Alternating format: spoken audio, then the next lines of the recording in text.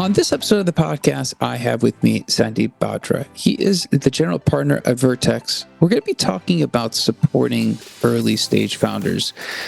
Obviously, sometimes being a founder is a lonely road. I mean, you're in it, you're grinding, and sometimes having that support system is crucial and critical. And also, when you are transitioning from another role, whether you're an engineering leader, you're an IC, and you become a founder, you are missing some of those skills. So you definitely need some help along the way. You need some coaching, you need some mentorship, and it's not always easy to ask for help. So that network and that support system is crucial. Sandeep, thanks for coming on to talk to us about this today. Absolutely. It's a pleasure to be here. Thanks for having me, Amir, on the podcast. Absolutely. All right. Before we start, tell everyone what Vertex does.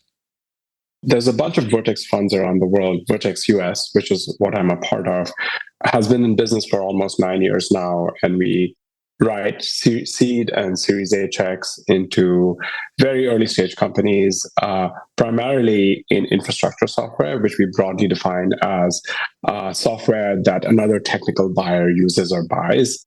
I would say that's about 2/3 of our portfolio, and the other third is applications of sort of data-driven applications for a variety of business use cases. Obviously, today you can't be on a podcast without talking about AI, and it's definitely true that so many of today's business workflows are getting transformed by AI, and we're excited to back very talented technical founders who are going after these opportunities.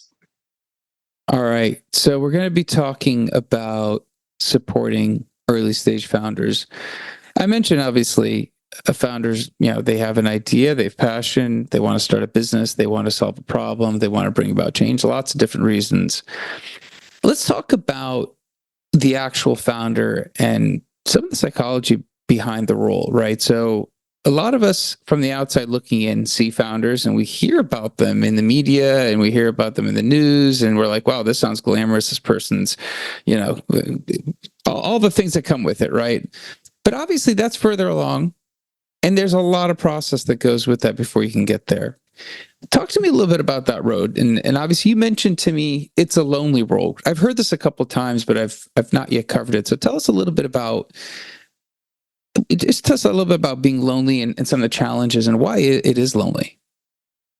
Look, I mean, fundamentally, people start businesses or people start companies because they think that there is a gap in the world and they're the only people who are well-suited or perfectly well-suited. They have the right idea, the right team, the right skills to go and solve this interesting, important problem. And if you don't, the sense is, if I don't do it, then it's not going to get done. And it's kind of my job as a human being as a creator, to sort of give birth to this and to, make this happen, to manifest this.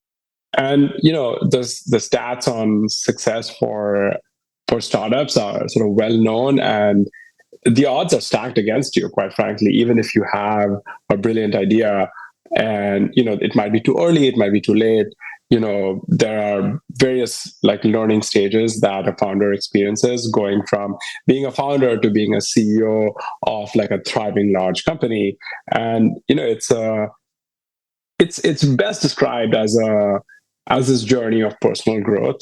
And all journeys of personal growth, whether it is in sort of your private sphere or in the public sphere or in the professional setting, just involves a lot of introspection, a lot of hard experiences, and growing through that. And that is very personal and it's very lonely. We advise founders typically to have co-founders because at some level nobody can experience what you're experiencing, like having a co-founder or two in your business.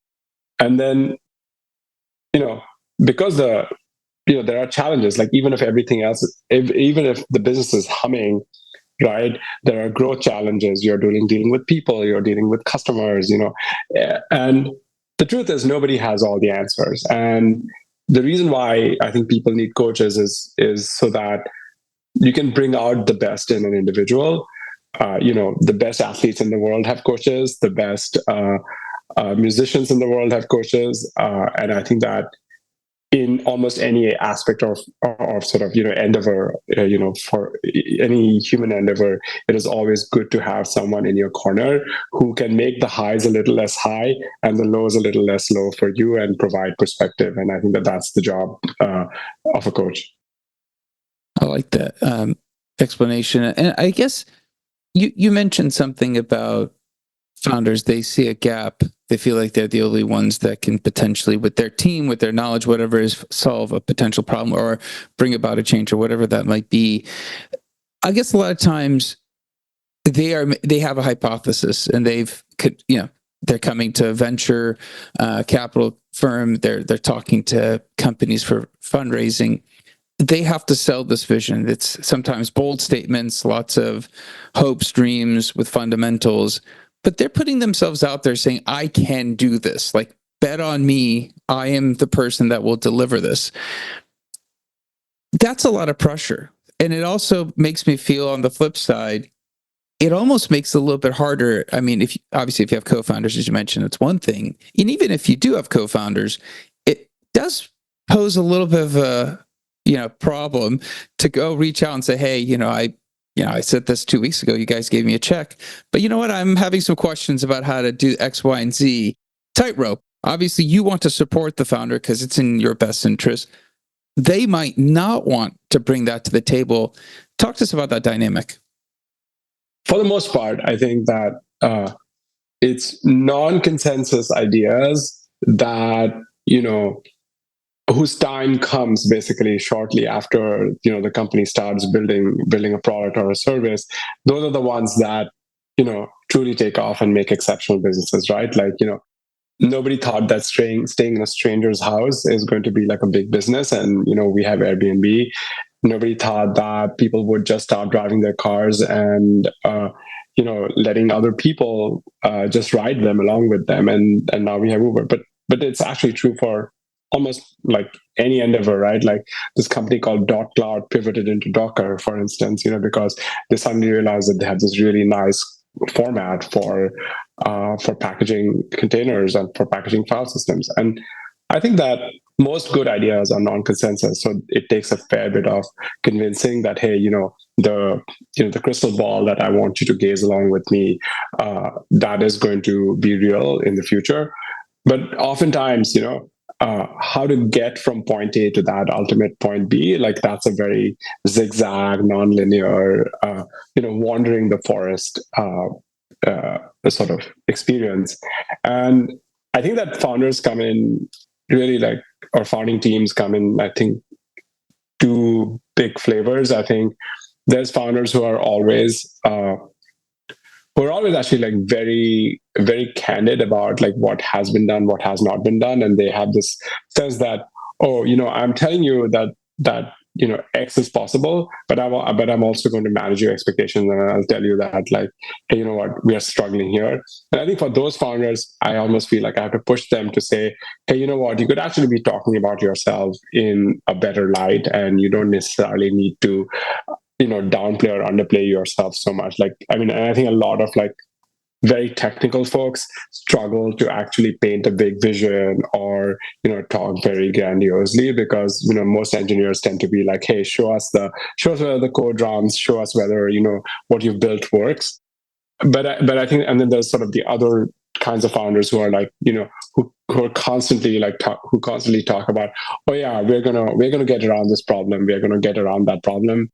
And sometimes they're trying to sort of fake it till they make it, and your job basically is to earn the trust such that they can actually be unguarded around you and tell you, yeah, you know what, like, I'm actually struggling with this. And sometimes it takes the form of going on a walk with them, sometimes it takes the form of just sort of sitting down, like looking at the business and being like, hey, look, I'm here to try to help you, but it's not going to be possible for me to help you unless you ask for help.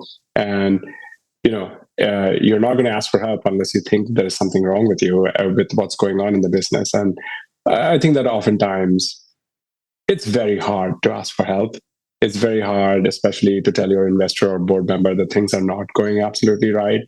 But I think that the best moments are when there's a frank acknowledgement that, hey, X, Y, and Z are going well, but A, B, and C are like issues that we need to tackle. So let's just, gird our loins and like see if we can figure out how to solve this problem. I think that the dynamic that doesn't work is of, and we have all been there, like, of the investor pointing out flaws and saying, oh, you're not doing X, you're not doing Y, and X is, or, it's very easy, even for me, to like get trapped into asking questions which feel like interrogations rather than like, hey, let's try to solve a problem together. And, our job as coaches and investors is to try to avoid that dynamic as far as we can. Absolutely. I mean, it's also, you mentioned something interesting about, asking questions, trying to help guide someone versus asking questions and coming off critical. And I think that's as a parent, it's difficult. Like, I mean, right. that's not easy. I guess talk to us a little bit about that, because obviously you guys are early stage VC, you guys are early stage fund. You guys have people coming that might be early stage in terms of career, in terms of, they might be a first-time founder. When they approach you and they want that balance of coaching versus advice, that's tricky for you because you might know the answer, but also providing the answer doesn't really teach them anything. And they may not be willing just to listen when you say, do X because it doesn't fit their philosophy. That's a little bit of pressure on you and your team. And how do you guys work with that? I've personally required a lot of coaching to be good at finding that balance, to be candid with you. And I think that it's super important that I think most investors who want to be board members and want to be engaged investors actually, take some form of coaching and some form of, learning how to have tough conversations and learning how to deal with conflict. The beauty is that most good things come out of conflict. So, conflict is actually good because it forces people to reevaluate their priors and, look at solutions together. I just think that, it took me a fair bit of coaching to actually be good at asking questions in a way that allows people to express themselves while at the same time, is constructive, and we can go work on this problem together. Absolutely. And I think I would recommend coaching to definitely to investors who are engaged as board members. As if you're looking at first time founders, are there skills that you see typically they lack when there are skills, but what are the more common ones and could they be worked on if you want to be a founder one day, that you could work on them? So I guess the question's, what do you see as some of the gap in terms of first time founders and skills, and are those skills something that can be worked on before you actually move into that founder role? I think it's two things.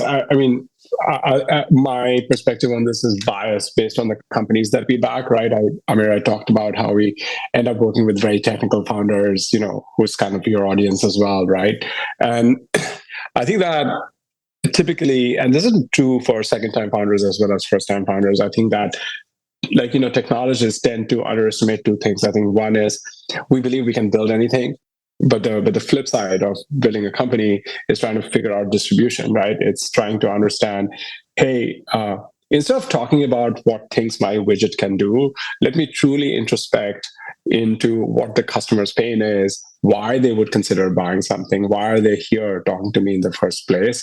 And, I think that articulating that, the pain, it's very obvious to technologists because it's like, oh yeah, of course I know this problem exists. The truth is that,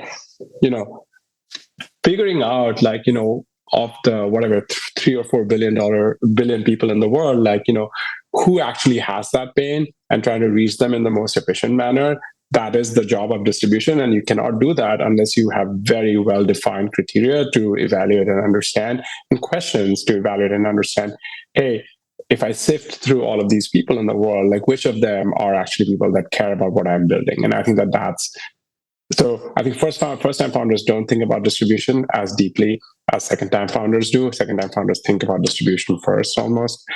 And then, as you grow a business and as you grow a company, by definition, you'll not be the expert at everything. So you will need to know how to trust people, whereas also evaluate them and manage them. And I think that that's the other big second skill, which is, hey, how do I lead and manage teams who have a functional capability which is completely different from what my strong suit is. How do I, as a technologist, how do I manage a sales team? Or as a marketer, how do I manage an engineering team? I think that those are two common sort of areas of improvement.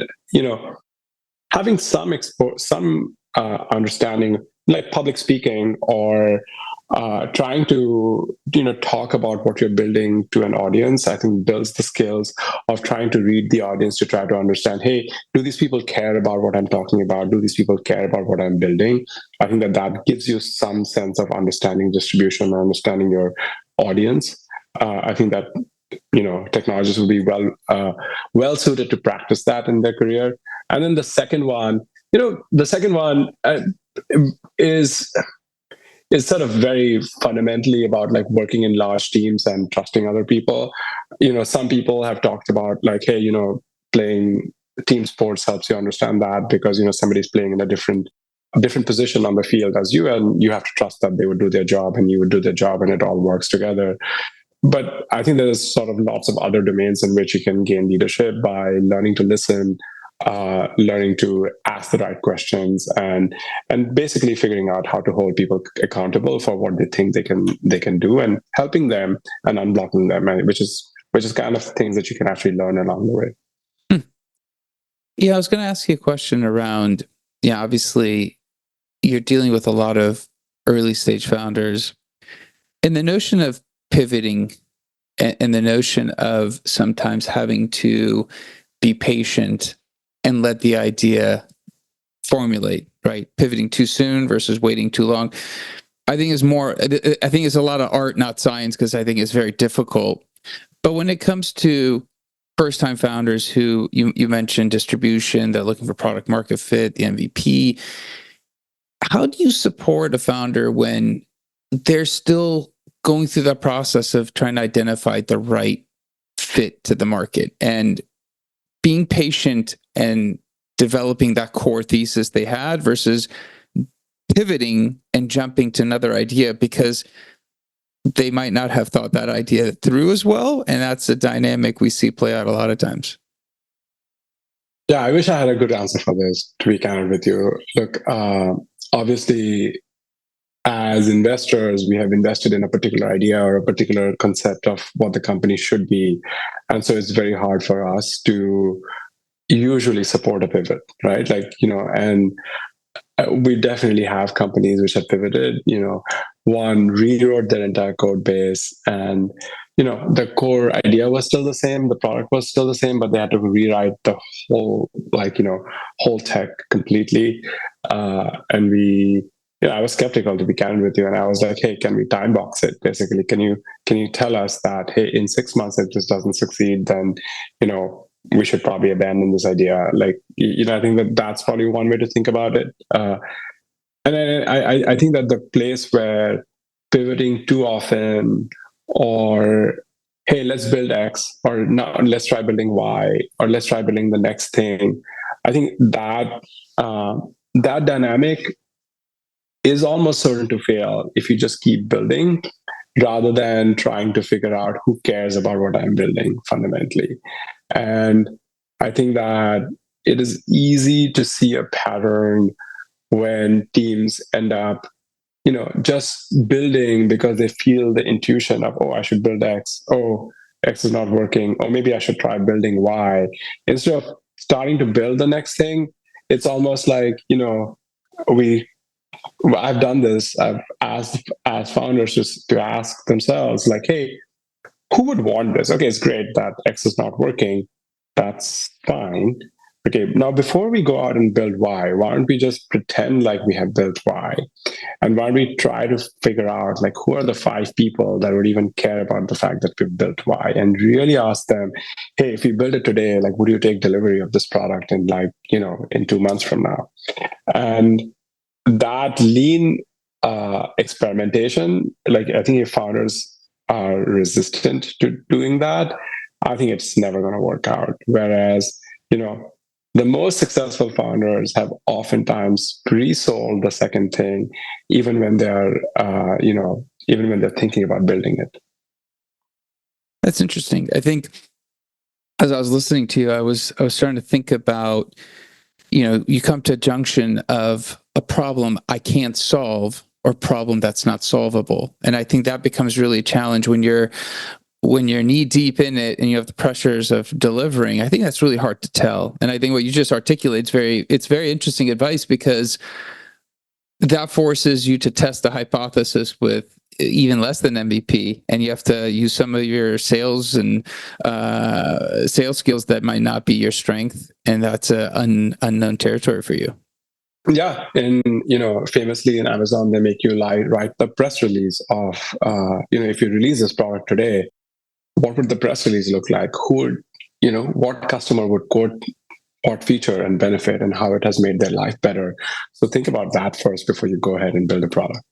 I like that. I like that advice. I think that's fantastic. I'm going to start using it myself next time my wife has me come up with an idea that I think is going to fail. I'm going to write my press release so that I can fail before I start the project at home. That's right. All right, man. I got to let you get back to it. Before I let you go, obviously we didn't cover this topic exhaustively. People might have questions that you might be great at answering. What's a good way of people connecting with you? I'm pretty active on Twitter. It's called X now, and my handle is last name first name Bhadra Sandeep. You can also find me on LinkedIn. First name's last name. You can just search for it. I think those are probably the easiest ways. Our website is vvus.com. You can just click on the team and actually send an email to me directly from the team page on the website as well. Thank you. Awesome. I definitely appreciate your time. Thank you very much. Take care, Amir. This was wonderful. Absolutely.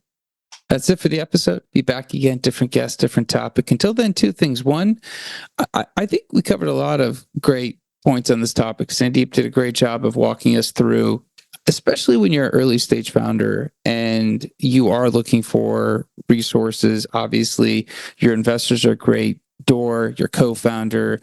We talked about some of the gaps and what to do if you have to pivot, or should you pivot. So I think a lot of things that are interesting in this episode. So share it with somebody else who's either a founder, might want to be a founder, or just kind of curious about what that life would look like. I appreciate that. Also, like, subscribe, comment. Let me know what the podcast is doing for you. Until next time, thank you and goodbye.